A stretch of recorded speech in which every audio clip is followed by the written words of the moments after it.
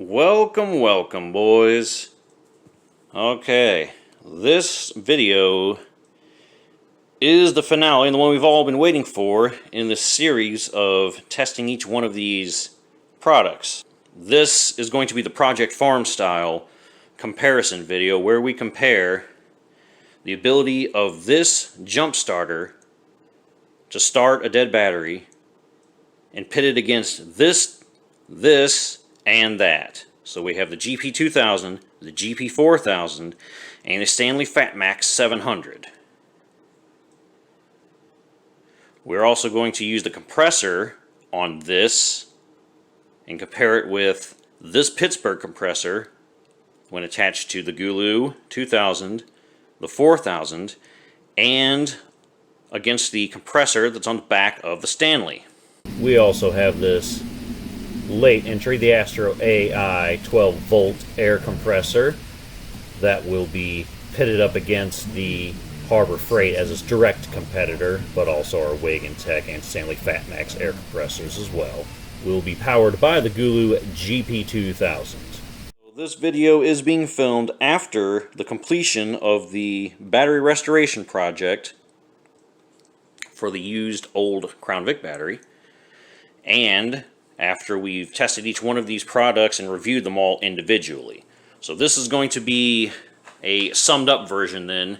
For those who didn't want to watch every single one of the other ones, this is your one-stop shop where we're just going to compare them all. So first things first, we will go and show you the status of the Crown Vic battery, the spare one that's no longer good. And because it's dead and no good and won't start a car, we can see if these products will start. Now, in case this one or this one, because they use a lead acid type battery, if these two are unable to start the Crown Vic, we will test them on the Neon and see if they work for that, in case you were wondering about would these work for smaller 4-cylinder engines, along with the air compressor, to see which one's the fastest, if that factors into whether you wanted to purchase one of these or a different one. So let's go look at the Crown Vic spare battery status, and then we'll do the compressor tests first, airing up flat tires, which ones do it the fastest, and then we will go ahead and attempt to jump start the Crown Vic, and if everything passes, move on to the next one. If one of these fails, then we will go over to the Neon. So let's check out the Crown Vic's battery. Okay, so here's the Crown Vic's battery. As you can see, we do have this charging device attached to it, and you can see clearly the bad battery part is illuminated.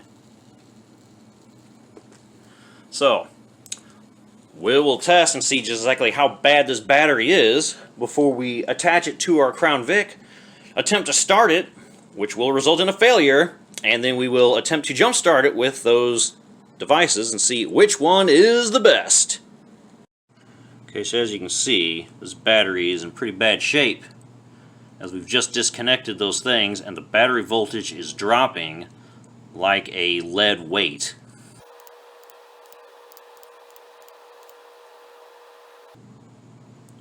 %, state of health, 0% state of charge, 44 ohms of resistance, 0 amps.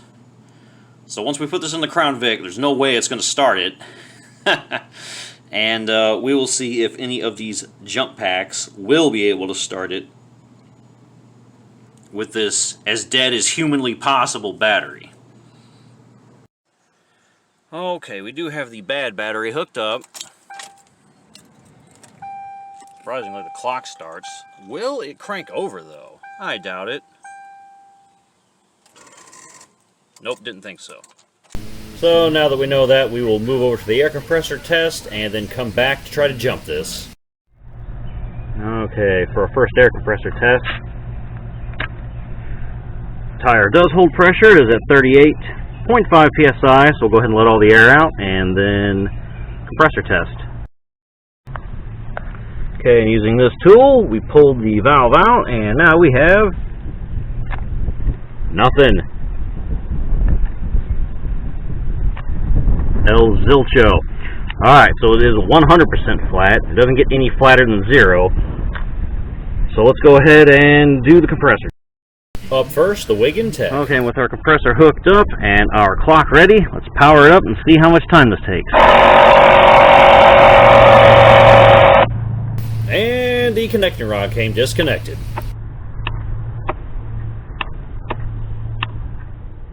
Moving on to the Stanley. Alright, testing the Stanley Fat Max air compressor. Starting now. And it looks like the Stanley takes 5.5 minutes to air it up, so that's not too bad. Pretty good. Gauge shows 38 psi. Let's check the accuracy. Alright, 33.5 psi, so the gauge is a little off. Moving on to the Pittsburgh, powered by the Gooloo. Okay, boys, and we now have the Gooloo GP2000 attached to the Harbor Freight. It's quarter till. Let's power it up and see how long it takes to air this guy up. And I did remove the valve stem again after the previous test before testing this one. Alright, she's powered up. Let's see what kind of damage we can do. And it looks like it takes about 4 minutes and 20 seconds. Okay, boys, that was less than 5 minutes. Let's see if we're at 35 or not. And it should be noted, this compressor is way quieter than the other ones I've tested. So if that's a thing for you, this is one to consider. Plus its speed. Ooh, yeah, there we go. We got 36.5 out of this guy.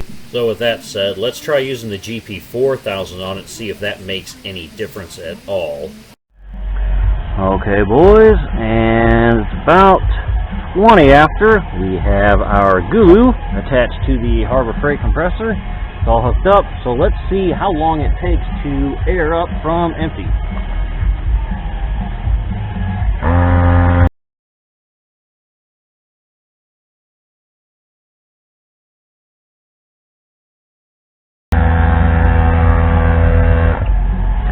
Okay, so that's right at 4 minutes. Pretty close to 40, so I reckon that's about 35. To confirm, pull that off and take a peek using digital.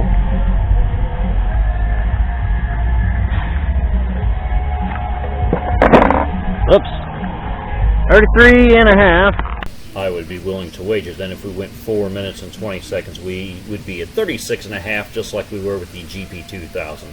So I'm going to say it does not matter if you use the GP4000 or the 2000 with this compressor, it will take the same amount of time. So with that said, let's move on to the Astroai and just use the 2000. Though the rim is different, it is the exact same size tire for this test. Now we've already set the gauge to 35 psi, so let's turn it on.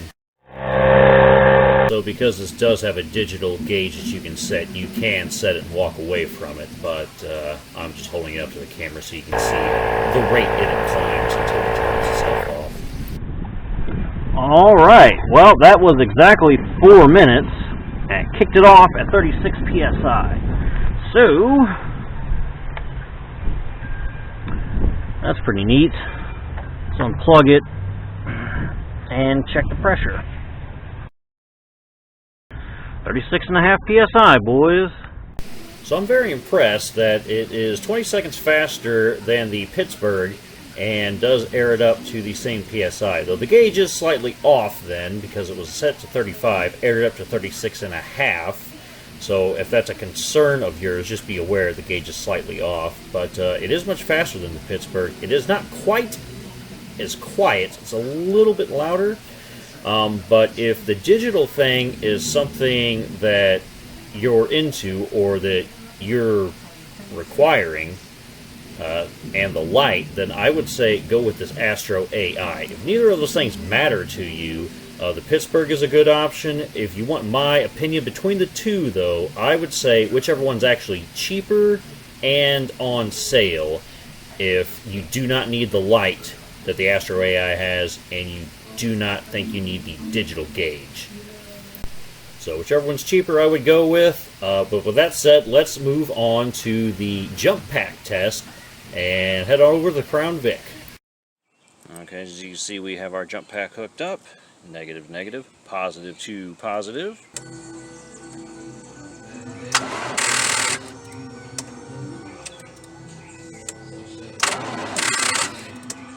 Okay, boys, that is a fail. Let's move over to the Neon and see if it can start a smaller engine.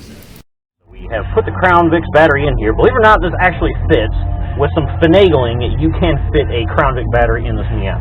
Now, I don't think the hood would close, because it's kind of tall, but it does fit for our purposes now. So, and I also apologize for all this music, but the neighbor's got a problem with cranking up his horrific, horrible music up at max volume. Let's see if we can jumpstart the Neon with our little Wagan Tech.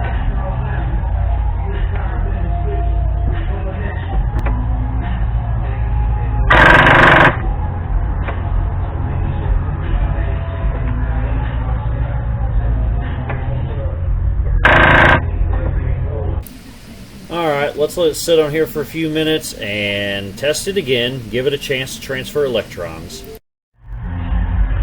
Okay, boys, we're back after a lunch, and this thing's still been on this whole time. Let's see if it will start.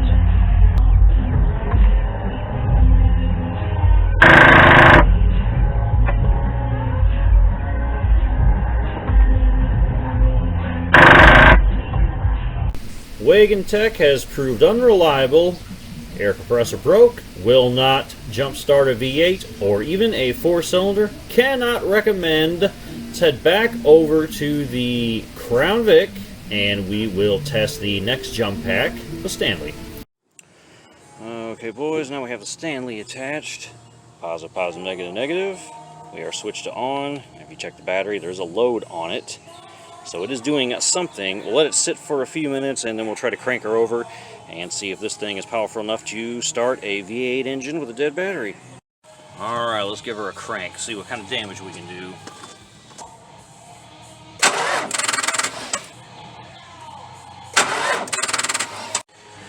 Alright, we are doing attempt number 2 on the Stanley. It's been sitting about 5 minutes. Let's see if we have enough juice to crank it yet. That seems to be a fail. If we do check, still has 2, but that ain't enough to crank her over, boys. So, alright, we'll give it one last attempt, wait another 5 or 10, give her a crank, and if that's a no-go, well, there's always the Neon, we can test it. This is Stanley Fat Max attempt number 3. It's been sitting for about 10 minutes now, so let's see if we have enough juice.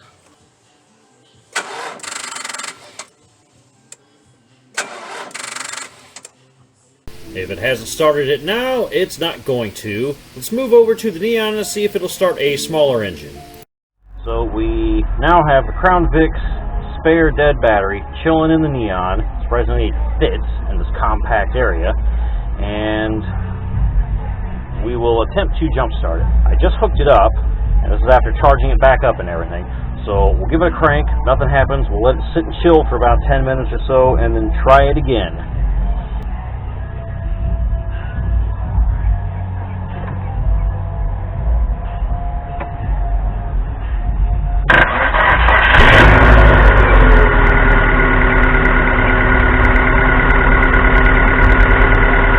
Oh, there you go, boys, she fired right up. Though she failed to start a V8 engine, she did successfully air up a tire in a decent amount of time and managed to start a 4-cylinder engine.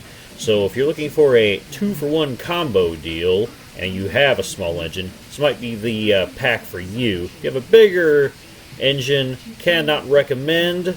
But with that said, let's move over back to the Crown Vic and we will try the Gooloo. Alright, the Gooloo 2K is connected. Let's see what kind of damage we can do, which we crank her over.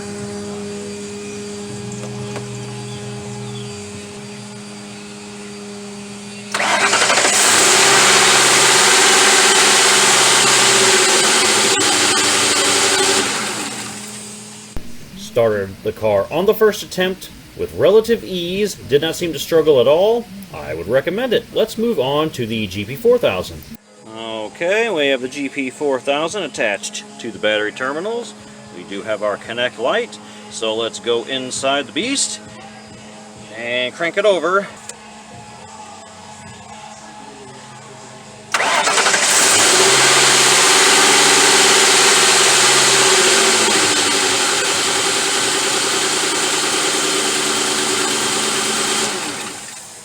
So no surprise, the GP4000 was able to start the same engine that the GP2000 just did with the same relative ease. I reckon it would also start the 5.7 on my Corvette and the 6.2 on the Camaro. So with that said, let's hop back inside and conclude this. Alright boys, and that is the conclusion of our big showdown in comparison with all these different products. So to recap, what we've learned is our Wagan Tech 300 amp battery jumper sucks for pretty much everything. To be fair, back when it was new, it did actually do a decent job of airing up tires. I can't speak to its ability to jump anything, but per Katie, it did barely jump a neon once. At this point, this is only good for using these 12-volt outlets in order to power the Harbor Freight air compressor. So back when the air compressor worked, it did work well, but I do know Katie used it the last time it was known to work to air somebody's tire up at work that was completely flat. So maybe she had it on too long. I don't know. But it's dead now. So cannot recommend. When it comes to this air compressor, I can recommend it. I think it does a fantastic job, especially if you combine it with the Gooloo, both the 2000 and the 4000. This did a terrific job of starting the Crown Vic and airing up a completely flat tire when connected to this and still having a full charge. Ditto for the 4000. It also made short work of starting the Crown Vic and airing up a tire that was completely flat. And then when using this, did that in between 4 and 5 minutes. Anything under 10 I would consider to be acceptable. And then lastly, the Stanley Fat Max. So what can be said about this is it's nice that it does have both the compressor with a gauge and the jump pack all in one convenient package. The downside, I would say, is it does use a lead acid battery, and it just doesn't have the horsepower to start the Crown Vic with its dead battery. So if you have a V8, I cannot recommend this product, and even a V6, I would say, maybe, but it is confirmed it will start a 4-cylinder engine with a dead Crown Vic battery. So if you have a smaller car and you need a compressor and jump pack combo, this might be your dude right here. You got plenty of room for charging other devices if you need to. It's got the reverse polarity on, off, and of course the light. So recommend it for that. But of these, which one is my favorite? I would have to say, if you can get it on sale, like I did, where I only paid $20 more for the GP4000 when compared to the 2000, get this dude. And if you can get this thing on sale with like a 20% coupon or something, get this and this combined. And of course, if you can't, I say you'd be perfectly fine with your GP2000 and either the Pittsburgh or that Astroai. So there you have it, boys. I hope this showdown comparison was helpful. Hope you liked it.